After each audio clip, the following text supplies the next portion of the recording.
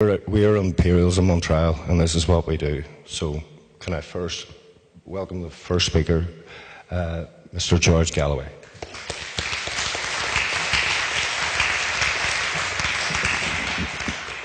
Thank you very much, Chairman, brothers and sisters, comrades and friends. Only an Irishman would have organised a political meeting on the night that England was playing in the World Cup semi-final. And only two Scotsmen and an American would agree to speak at it. I don't know how Adam and Eva can be here. Perhaps they just don't like football. Anyway, our thoughts and our hearts are in Moscow this evening. Some of our hearts are always in Moscow, but you can identify which of us that applies to yourselves. But I'm going to be tic-tacked from the back of the hall, and I'll keep you updated with the score, should you be interested in it.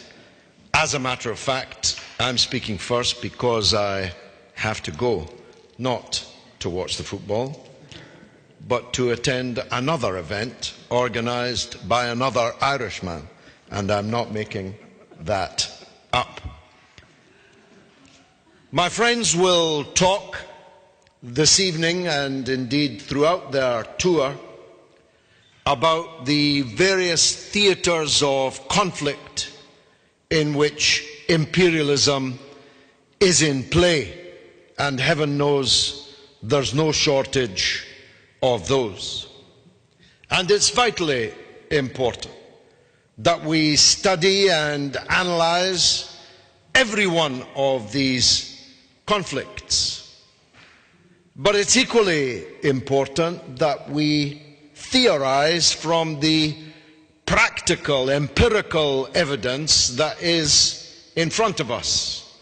And that's what I'm taking the opportunity as the first speaker to try to do. You see, these conflicts are not accidental. Neither do they flow from the particular venality of this or that leader, though most leaders are venal in one way or another.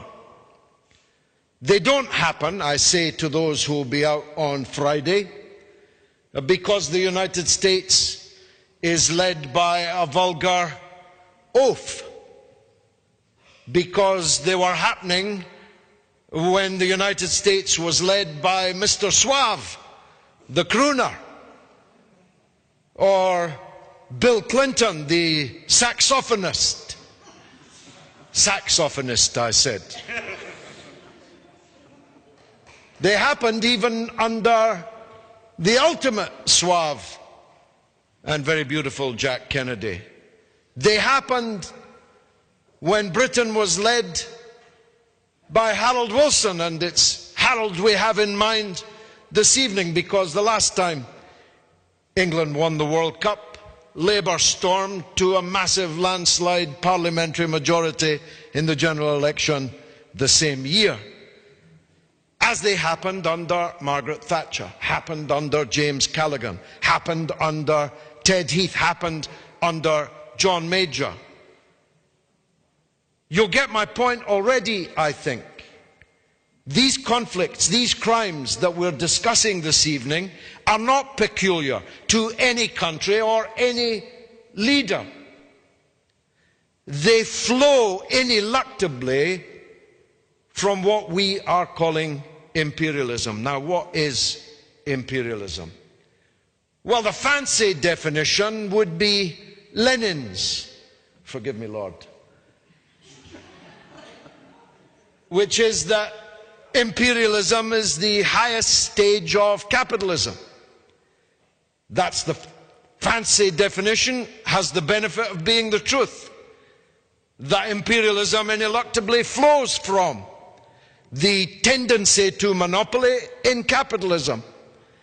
If you're a powerful capitalist country, you want inevitably, not because you're bad, you might be bad, probably are bad, but you must seek hegemony, domination of the sources of raw materials and basic commodities, and to control the marketplace. When Britain arrived in Bengal, it was the richest place in the world. And when Britain left Bengal, it was the poorest place in the world. And you don't need to be Einstein to work out what happened. We systematically destroyed their textile industry and forced them to be a market for ours. Forced them to supply us with the raw materials that we required to build up our industry. So the fancy definition is true. Imperialism necessarily flows from the wish of powerful capitalist countries to gain more market, to gain more control over that which makes them profitable in the first place. But the less fancy definition is the one I prefer. George Orwell, in his first novel, Burmese Days, speaking through the mouth of the character Jim Florey, which was based upon himself, a former colonial official in Burma, is wooing a young woman, talking to her about imperialism. You might think that a less than fruitful chat-up line. I don't recommend it. But the girl asks him, "What's imperialism?" And Florey, Orwell, answers, "Imperialism is going to other people's countries and stealing their things." And in a way, that's as good a definition as any, isn't it? Except you might add stealing their things and stealing their future. And I had the great honor of interviewing Professor Kuznick earlier today for our Sputnik show on RT on Saturday, and we were comparing notes as citizens of the two latest, greatest imperial powers that there have ever been. We, the former, his country, the United States, the current imperialist hegemon. And we found far more similarities than differences. Oscar Wilde said we were two countries divided by a common language, but we're not divided when it comes to imperialism and what it means. My wife was just making the point from a book that she had just read that imperialism has 3 G's: gold, glory, and God. Forgive me, Lord. But the God and even the glory are much less important than the gold. In fact, we dress up imperial projects and epochs in religious finery. At least we did. As Archbishop Tutu put it, they came to Africa, they taught us to pray with our eyes closed, and when we opened them, they'd stolen our entire country around us. With the Bible in one hand and the automatic rifle in the other, we took over the countries of our empire. Not forever, you understand, just until they were grown up enough to run themselves. We were to hold their hand with this hand and pick their pocket with the other. That was our purpose. It was dressed up, and no doubt some fools believed that it had some civilizing, religious purpose. The fools were wrong.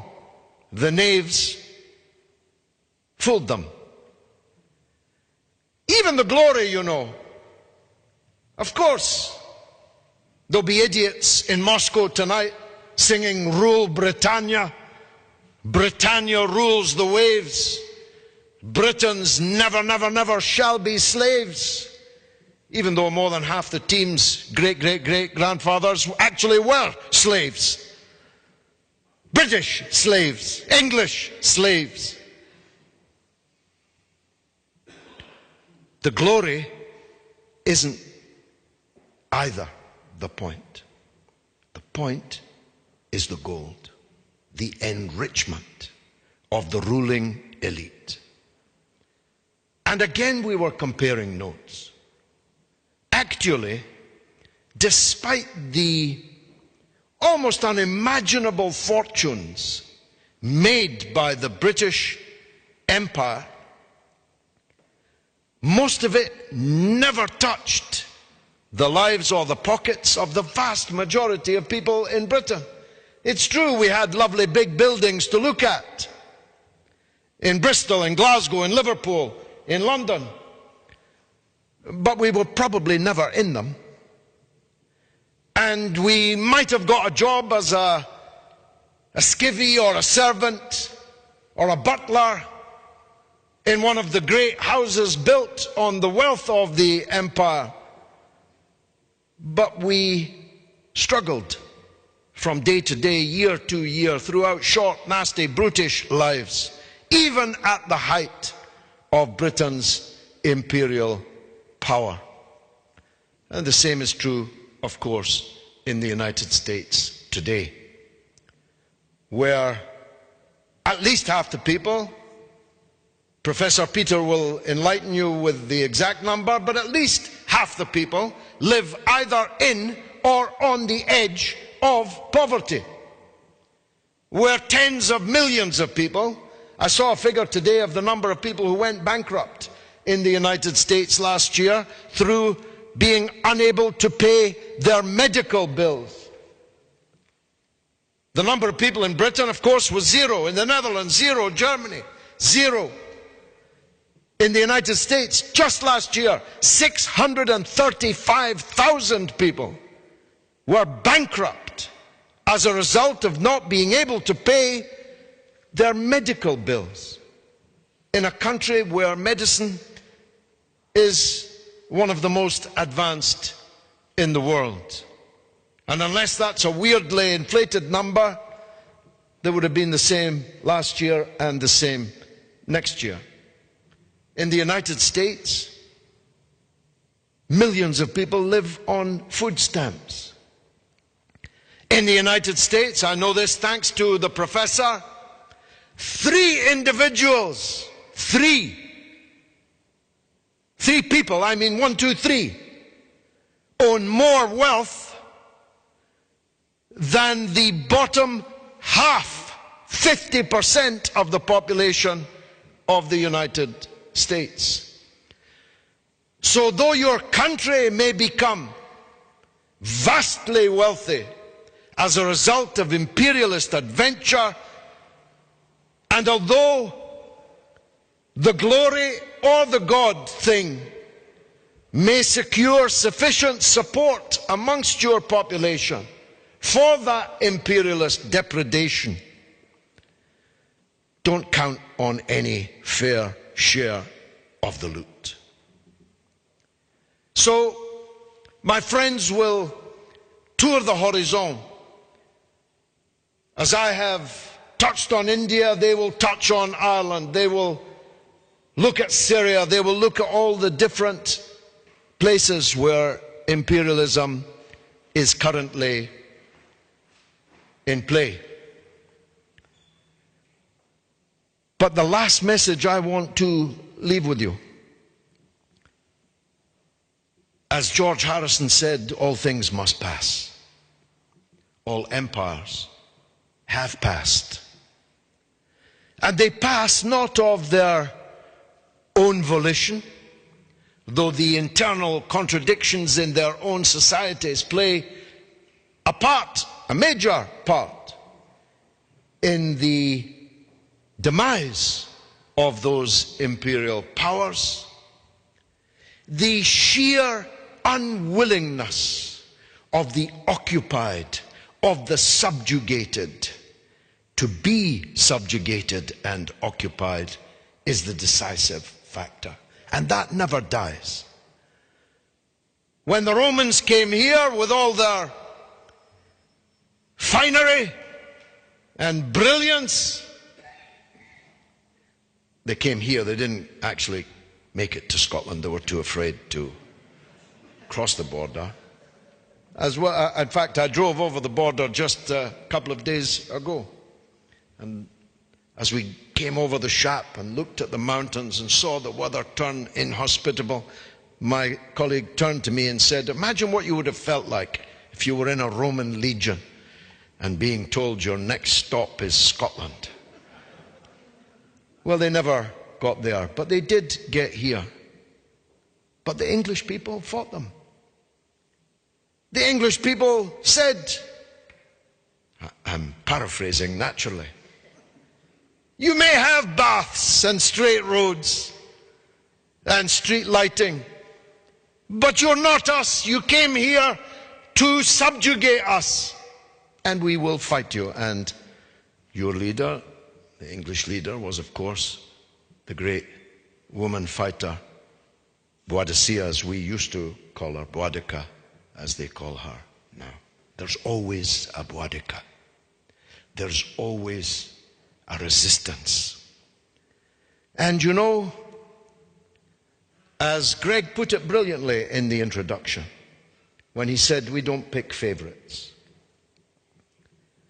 we support anybody who resists imperial invasion and occupation, even if we don't like them, even if their stripe is not our stripe. It was said here in Bloomsbury, in the New Statesman, about 150 yards from here, when the Irish people rose against the British Empire in 1916, that we, the English liberal progressives, could never issue a certificate of authentication to these priest-ridden, bog-trotting, obscurantist, Gaelic Irish revolutionaries who have risen up and taken the General Post Office out of the hands of the empire. But they didn't understand that the Irish revolutionaries had no need of a certificate from the Webbs in Bloomsbury. The only certificate they required was the one issued by the Irish people who joined their revolution and triumphed and defeated the British Empire very soon afterwards. That's my point, you see. When someone rises up against British and American occupation, it's not your business whether they worship God this way or that way, pray this way or that way. It's none of your business. You have to choose. Are you with the imperialist invader and occupier, or are you with the resistance who are fighting against them? Thank you very much indeed.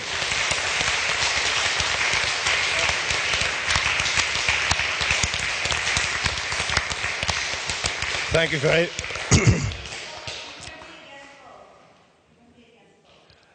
Thank you very much, George, for a wonderful speech as usual. I would like to pay respect to George on two fronts. One, as I've been a huge admirer of George and what he stands for and what he has done throughout his career for the last 30 plus years, when he was part of another group of other Labour MPs like Diane Abbott, Bernie Grant, Ken Livingstone, which were dubbed the loony left at the time, but but also in respect with Imperialism on Trial. And he was talking of football, so I'll liken him to a football analogy and call him that he's our Imperialism on Trial's David Fairclough. If you remember, he was the super sub. Well, George has come in at the last minute on 2 occasions to prop us up and speak at our events. But George would be no sub for any team, and he would attack any defence or prosecution as we